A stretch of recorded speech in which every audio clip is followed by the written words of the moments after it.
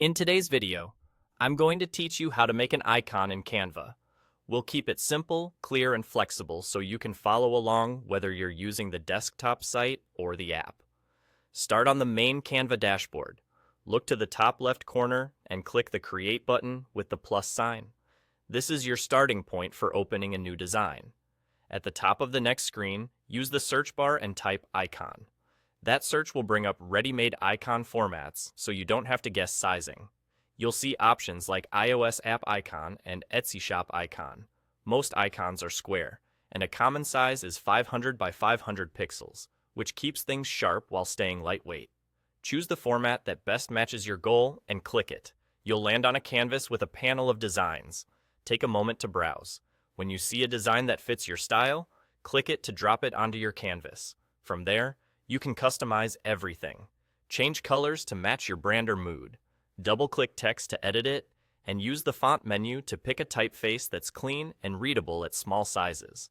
Keep contrast high, dark text on a light background, or vice versa, so your icon stands out even when it's tiny.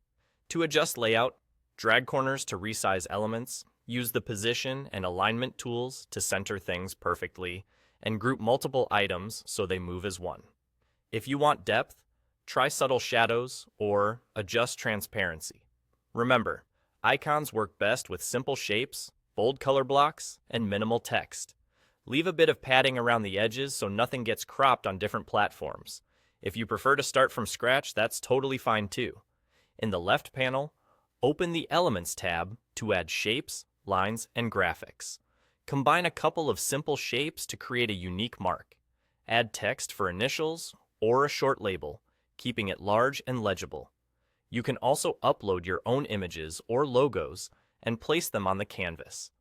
Consider using a solid or gradient background to keep the design clean, and aim for symmetry or a balanced composition so the icon looks polished at any size.